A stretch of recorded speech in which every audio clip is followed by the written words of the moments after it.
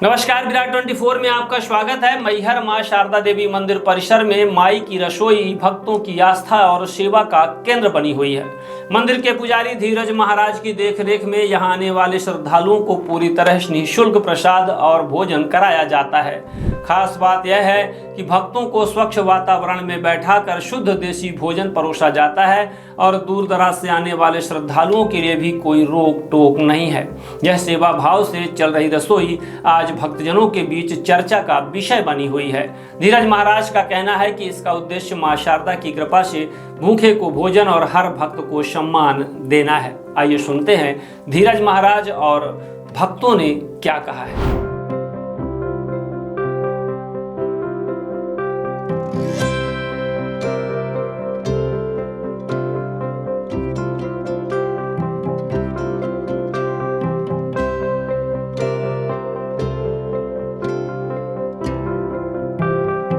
कहाँ से आए हैं? जौनपुर से। जानकारी थी यहाँ की माता की रसोई? आज पहले बार आए। कैसा लगा यहाँ जानकारी मिलके कि यहाँ प्रसाद की व्यवस्था? बहुत अच्छा लग रहा है।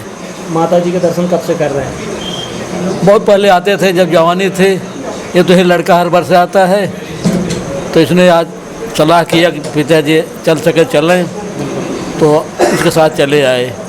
लेकिन अच्छा लग रहा है कि हम यहाँ आते रहें। थोड़ा एक पैर में दर्द रहता है, इसलिए मजबूरी है, लेकिन बड़ा अच्छा लग रहा है। हमेशा आते थे तो कैसा प्रसाद भोजन कहाँ लेते थे? जी, भोजन हम वहाँ लेते थे होटल में। पहली बार यहाँ आए हैं, बहुत अच्छा लगा। जानकारी पहले से थी, लेकिन कभी आ नहीं पाए।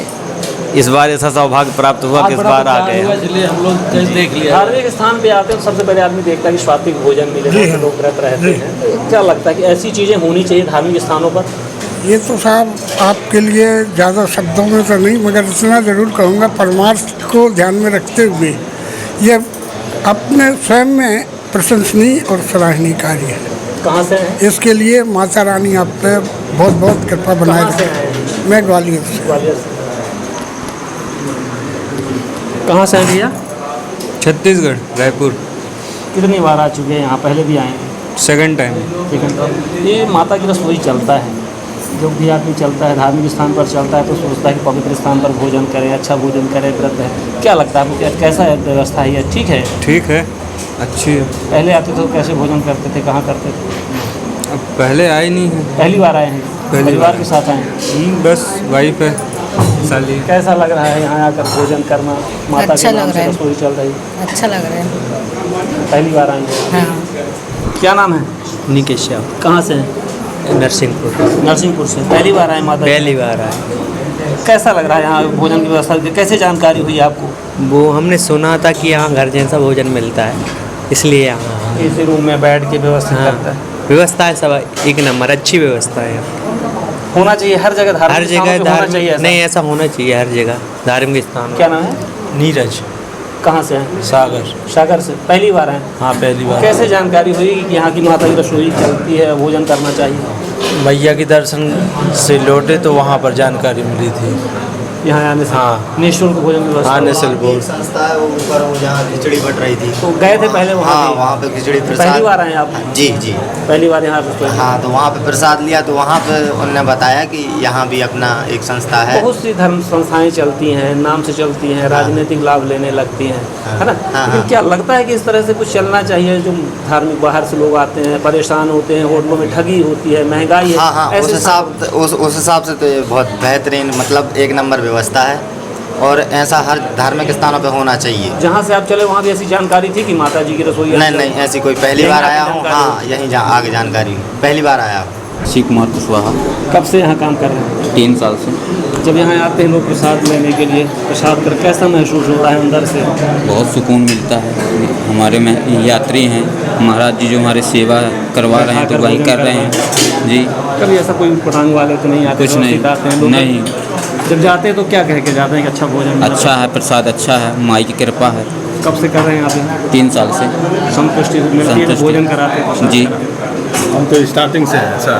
कब से हैं? स्टार्टिंग से कब से चल रहा है? 1919 में किए थे हम लोग। तो जब वहाँ गेट के पास जी चल रहा था जी तब? जी, घंटी वाले बाबा के यहाँ से।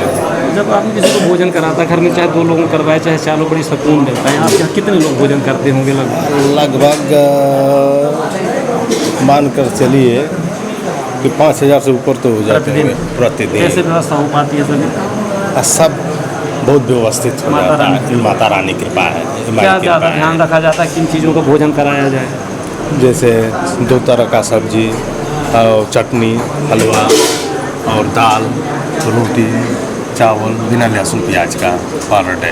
कितने बजे शुरू हो जाती है रसोई? एक करीब यही 10 बजे तक स्टार्ट हो शाम जाती को है। कितने बजे तक? शाम को तो समय नहीं निर्धारित है, यदि हमारे भक्त हैं तो हम चलेंगे 12 बजे जो तक। भी आ गया भोजन जी, करके जाता है। आएगा तो हाँ, भंडारे में वहाँ बनाने वाला हमारा बावर्ची रहेगा, जो रसोईया बनाता है हमारे का, वो आदमी देख कर बना कर तो उनको भोजन पवा करके प्रसाद पवा कर जाएंगे हम लोग, तभी विश्राम करते हैं लास्ट में। जी, क्या नाम हुआ आपका? नंदलाल यादव। हमारे साथ हैं मैहर मंदिर के पुजारी महाराज जी। महाराज जी का एक बहुत ही सराहनीय कार्य यहाँ चल रहा है, माता की रसोई। हर धार्मिक स्थानों पर लोगों का कहना है कि ऐसी रसोइयाँ चलनी चाहिए। बहुत से लोग व्रत में आते हैं, धर्म के कारण आते हैं, बहुत सी चीज़ों का भोजन नहीं करते, लेकिन महाराज जी के यहाँ आकर भोजन प्राप्त कर रहे हैं। महाराज जी से जानना चाहेंगे कि आखिर कैसे भावना आई कि माता की रसोई का संचालन किया जाए और लोगों को प्रसाद मिले। भैया हम लोगों को लगभग 4-5 पीढ़ी हो गई माई की सेवा करते हुए, और इधर 7 जनवरी 2019 में हमारे गुरुजी मथुरा के हैं स्वामी शरणानंद जी महाराज, रमण नीति आश्रम, वो मैहर आए हुए थे। हमारे छोटे भाई ने उनसे मंत्र लिया हुआ है। तो महाराज जी का आदेश हुआ कि इतनी पीढ़ियों से आप लोगों को सब भक्तों द्वारा सब प्राप्त हो रहा है और संपन्न हो गए आप लोग, आपने भक्तों के लिए क्या किया? तो मेरे को उन्होंने निर्देश किया कि कुछ प्रसाद ऐसा बनाओ, माँ को भोग लगाकर रोज यात्रियों में वितरित करो। ऐसा आदेश गुरुजी का मिला और हमने जो है 7 जनवरी से इस चीज़ को 5 किलो हलवा से इस संस्था की शुरुआत करी। तो प्रथम दिन जब 5 किलो हलवा चढ़ा तो प्रसाद बट गया। बटने के बाद हमारे छोटे भाई ने कहा कि भैया ये बहुत कम प्रसाद है, यात्री बहुत होता है। तो दूसरे दिन से उसको हमने 10 किलो 15 किलो ग्रेजुअली हम लोग धीरे धीरे उसको बढ़ाते चले गए।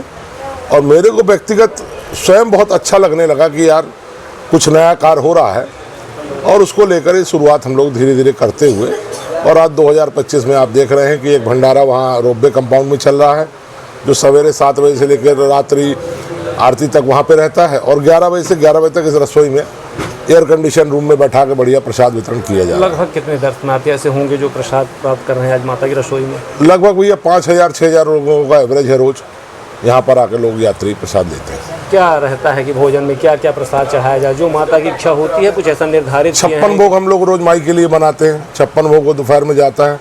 उसी 56 भोग से 5-7 प्रकार का आइटम, 10 प्रकार का आइटम यहाँ रसोई में, जिसमें 2 प्रकार की सब्जी होती है, दाल होती है, रोटी, सलाद, हलवा, ये सब चीज़ रहती है उसमें। घर में ज़्यादातर देखा जाए 2 से 4 व्यक्ति हो जाएं तो किसी की व्यवस्था करना, भोजन कराना आसान नहीं होता। 5,000 लोग भी व्यवस्था कैसे कर पाते हैं? आप शासन प्रशासन या अपने दम पर या कि और लोगों का सहयोग रहता है कर्मचारी? नहीं, कोई शासन प्रशासन या किसी भी कहीं से कोई ऐसा योगदान, ये हम लोगों को कोई अनुदान नहीं मिल रहा है। ये माई की कृपा, माँ की शक्ति, 5 पीढ़ियों का किया गया जो हमारा माँ की सेवा है, उसके पुण्य के रूप में आप मान सकते हैं कि माँ ने हमको ऐसी शक्ति दिया, और हमने अपने जीवन का ये लक्ष्य बनाया कि बाकी चीज़ें जो हैं वो चलती हैं, वो चलती ही रहेंगी, लेकिन माई की रसोई पूरे भारतवर्ष में समस्त जितने भी अपने धर्मस्थल हैं, ऐसी रसोई की स्थापना वहाँ हो, इस मिशन को लेके मैं मैहर से चला।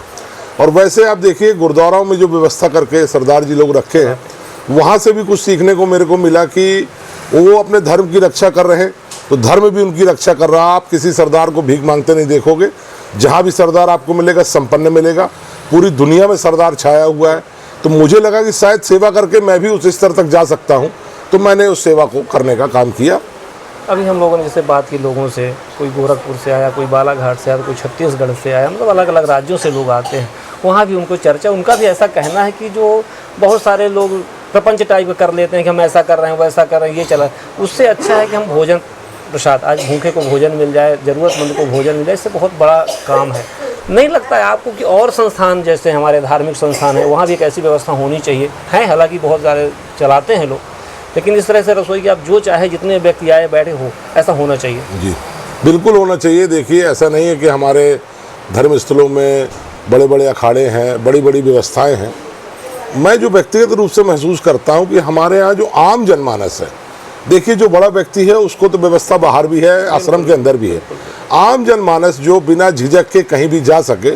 जो भी लोग मुझे देख रहे हैं, मेरी बात को अन्यथा कोई भी न लें, सिर्फ मेरा निवेदन है कि जितने भी मठ मंदिर बड़े बड़े हैं, जो भी धर्मशाले हैं, जो भी इस तरीके की व्यवस्थाएं करके रखे हैं, जो भी साधु संत हैं या प्राइवेट लोग रखे हैं, मेरा निवेदन है कि आम जनमानस को अगर वहाँ पर खुली व्यवस्था नहीं है, खुली छूट नहीं है, तो बड़े लोगों के लिए व्यवस्था करने का कोई अर्थ नहीं है। माता के लिए तो सब, तो जो भी लोग आएँ, छोटा हो बड़ा हो, वो डायरेक्ट वहाँ पर जा सके, उसको सुविधा। जैसे आप इस संस्था में एक चीज़ पाएंगे, यहाँ फर्स्ट कम फर्स्ट है।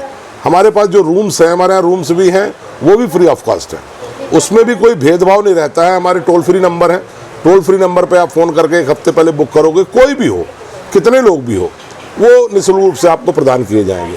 तो मेरा भी, सभी लोग जो मुझे देख पा रहे हैं, मेरा अनुरोध अपील है कि हमारा धर्म जो डे बाय डे कहीं ना कहीं क्षीण हो रहा है, उसको बचाने का मुझे लगता है ये एक अच्छा माध्यम है कि आप अपने अपने धर्म स्थलों में, अपने अपने अखाड़ों में ऐसी व्यवस्था भोजन की और रहने की, आम जनमानस, आम हिंदू, हमारा इस धर्म को बचाने वाला आम हिंदू ही है।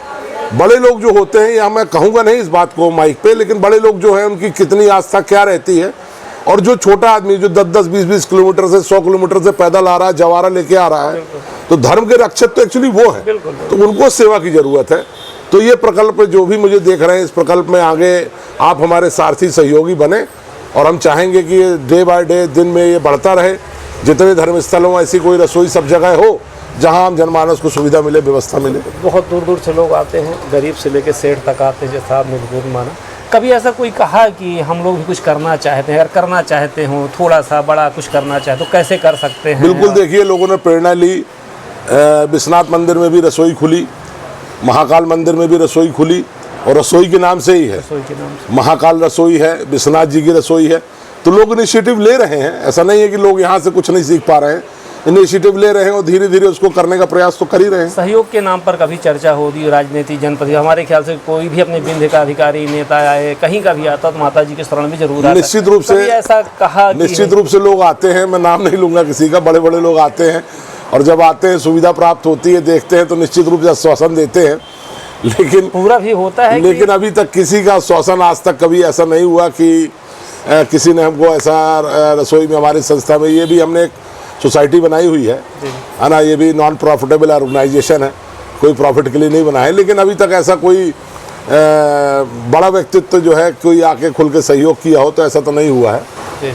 और मुझे वैसे, मैं बड़ी बात नहीं कह रहा हूँ, माँ शारदा से सब लोग लेने आते हैं, लेने आते, तो मैं ये मानता हूँ कि जिससे सब लेने आ रहे हैं, मैं वही बैठा हूँ, तो जो भी मुझे मांगना है मैं उसी से मांग लूँगा।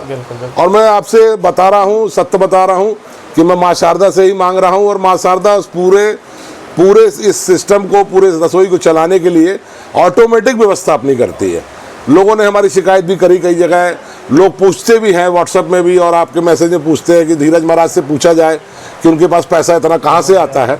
तो मैं उनको बताना चाहूँगा, जवाब देना चाहूँगा कि आप अपने माँ बाप के प्रति भी लॉयल अगर हो जाएंगे 100%, तो व्यवस्था बन जाती है। तो मैं तो अपने माँ बाप के प्रति भी लॉयल हूँ, और शारदा माई के प्रति भी लॉयल हूँ। पूरे हिंदुस्तान में से लोग इस माँ से मांगने आते हैं, दुनिया भर की चीज़ मांगने आते हैं।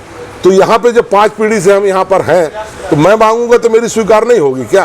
तो मैं भी माँ शारदा से ही मांगता हूँ, और ये पूरे खर्च माँ शारदा ही चलाती है, मुझे नहीं मालूम कि कहाँ से आता है।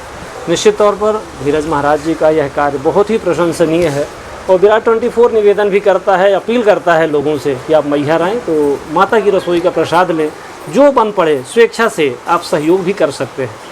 दूसरी जगह जहां आपका धन संपत्ति स्वार्थ में नहीं आती, लेकिन यहाँ जब अपने से किया जा रहा है, माता के रूप में प्रसाद चढ़ाया जा रहा है, तो निश्चित ही माता आपको आशीर्वाद देंगी और आपका कहीं कमी आने वाली नहीं है। बने रहें विराट 24 के साथ।